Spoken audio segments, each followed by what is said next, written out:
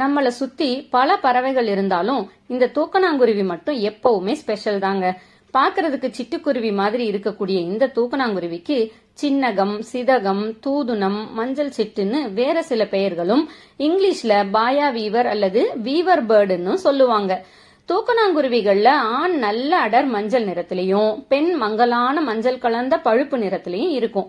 இந்த பறவைகள் கிணறு, ஈச்சமரம், பனைமரம், கருவேல மரம், இலந்தை மரம், மின் கம்பங்கள், முள் செடிகள் இந்த மாதிரி உயரமான இடங்கள்ல வாழக்கூடிய பறவைகள்.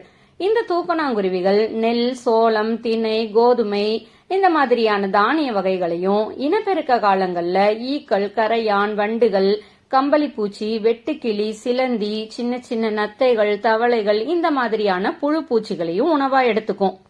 பொதுவாவே இந்த பறவைகள் மே மாசம் தொடங்கி செப்டம்பர் மாசம் வரைக்கும், அதாவது தென்மேற்கு பருவமழை காலங்கள்ல தான் பொதுவா இனப்பெருக்கம் செய்யும்.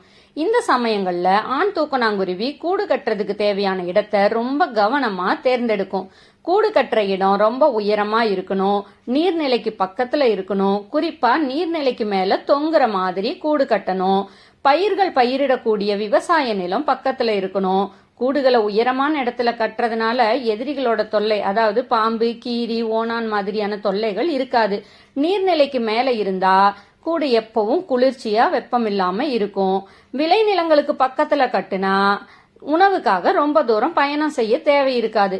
இதையெல்லாம் கவனத்துல வச்சுதான் கூடு கட்டுற இடத்தை தேர்ந்தெடுக்கும். அதிலும் குறிப்பா பனைமரம், ஈச்சமரம் இந்த மாதிரியான மரங்களை தான் அதிகமா தேர்ந்தெடுக்கும். அதுலயும் ஆண் மரமா பார்த்துதான் தேர்ந்தெடுக்கும். ஏன்னா ஆண் மரங்கள் காய் காய்க்காது. அதனால மனுஷங்களான நம்ம தொந்தரவும் அதுக்கு இருக்காது. இதனோட கூடு தொங்கக்கூடிய சுரை குடுவ வடிவத்துல தான் இருக்கும். இந்த பறவைகள் எப்பவுமே கூட்டமா வாழக்கூடிய பறவைகள். சில நேரத்துல ஒரே மரத்துல 20-30 கூடுகள் கூட இருக்கும். அதுலயும் இவங்க கூடு கட்டும் போது அந்த மர இலைகளோட நுனியில தான் கூடு கட்டுவாங்க. கூடு கட்ட ஆரம்பிக்கும் போது ஆண் பறவை கூடு கட்ட தேவையான இடத்தை தேர்வு செஞ்சு நாணல் புல், நெல் பயிர், அதனுடைய இலை நரம்புகள், கரும்பு தோகை, தென்னங்கீற்று, பனை ஓலையோட கீற்று, அப்புறம் சோளம், கம்பு இந்த மாதிரி தானியங்களோட இலை நார்கள் இதையெல்லாம் அதனோட கூர்மையான அலகால கிழிச்சு எடுத்துட்டு வந்து அந்த நார்களை பயன்படுத்தி ஒண்ணுக்குள்ள ஒண்ணு பின்னி நெருக்கமான கூடு கட்டும். ஏன் இது கூடு கட்டுறதுக்கு நாணல் புல், அதாவது தர்பை புல்ல பயன்படுத்துதுன்னா, இந்த புல்லுக்கு தண்ணியையும் வெப்பத்தையும் உறிஞ்சுற தன்மை கிடையாது.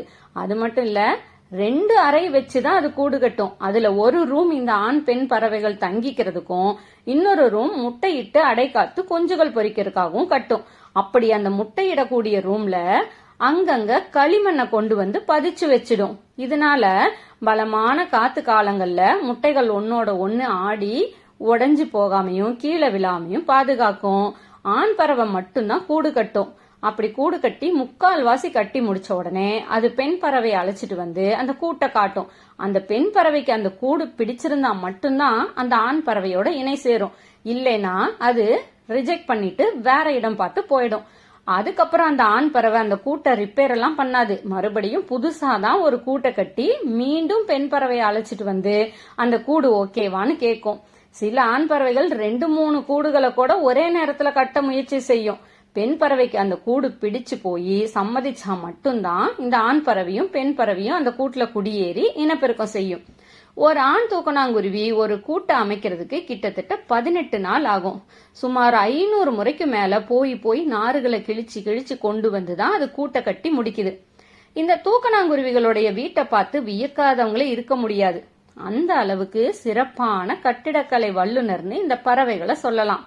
அவ்வளோ அழகா திட்டமிட்டு நேர்த்தியா 2 ரூம் வச்சு, அதுலயும் அந்த முட்டைகள் வைக்கக்கூடிய அறைய தடிமனாகவும், அதுக்குள்ள பாம்புகள் மாதிரியான இறைக்கொள்ளிகள் உள்ள வரும் பொழுது நேரா முட்டைகள் இருக்கிற அறைக்கு வராம அந்த அறைய க்ளோஸ் பண்ணி தடுத்து கட்டி இருக்கும்.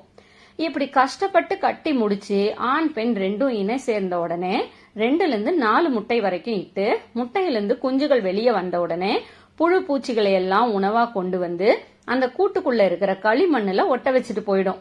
அந்த குஞ்சுகள் அதையெல்லாம் மெதுவா சாப்பிட தொடங்கும். அந்த கூட்டுக்குள்ள குஞ்சுகளுக்கு இருட்டா இருக்கும் இல்லையா, அதுக்காக மின்மினி பூச்சிகளை கொண்டு வந்து கூட்டுக்குள்ள இருக்க களிமண்ல ஒட்ட வச்சிரும். இரவு நேரத்துல அந்த மின்மினி பூச்சிகளுடைய ஒளி கூட்டுக்கு விளக்கு மாதிரி ஒரு வெளிச்சத்தை கொடுக்கும். இதனால மரத்துல இருக்கக்கூடிய ஓணான், பாம்பு மாதிரியான உயிரினங்கள் கூட்டுக்குள்ள வராம தடுக்கும். முட்டையிலிருந்து குஞ்சுகள் வெளியே வந்த உடனே தாய்ப்பறவை தான் அதை முழுசா கவனிச்சுக்கும். ஆண் பறவை பறந்து அடுத்த கூடு கட்டுற வேலைக்கு போயிடும். ஆண் பறவை அதனோட இனப்பெருக்க காலத்துல கிட்டத்தட்ட 3-4 கூடு வரைக்கும் கட்டும். குஞ்சுகள் எல்லாம் முழுசா வளர்ந்த வாட்டி பெண் பறவையும் இன்னொரு ஆண் பறவையோட இணை சேர்றதுக்கும் மீண்டும் முட்டையிடுவதற்கும் போயிடும். இப்படி ஒவ்வொரு இனப்பெருக்க காலத்திலயும் இந்த தூக்கணாங்குருவிகள் ஒவ்வொரு ஜோடியும் 10-12 குஞ்சுகள் வரைக்கும் உருவாக்குது. இதோட இந்த சிறப்பான கூடு கட்டுற திறமை இந்த தூக்கணாங்குருவிகளோட மரபணுவிலேயே இருக்குது அப்படிங்கறத ஆராய்ச்சி பூர்வமா விஞ்ஞானிகள் கண்டுபிடிச்சிருக்கிறாங்க. இப்பெல்லாம் மழை வருமா வராதான்னு பாக்குறதுக்கு நம்ம எல்லாம் கூகுள் வெதர் தான் பாக்குறோம். எவ்வளவோ டெக்னாலஜி இப்ப வந்துருச்சு. ஆனா அந்த காலத்துல எல்லாம் வானிலை கணிக்கணும் அப்படின்னா எந்த தொழில்நுட்பமும் இல்ல.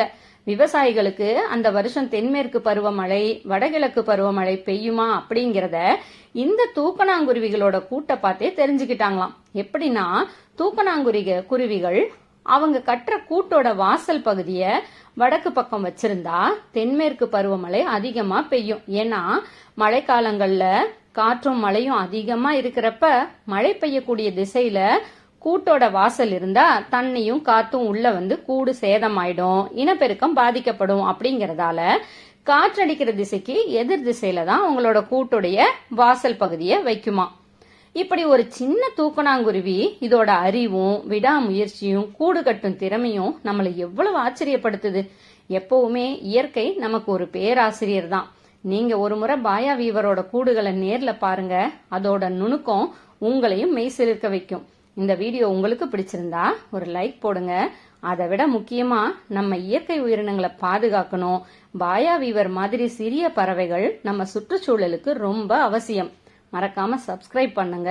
அடுத்த வீடியோல இன்னொரு வியப்பூட்டக்கூடிய பறவையோடு சந்திப்போம். பாய்.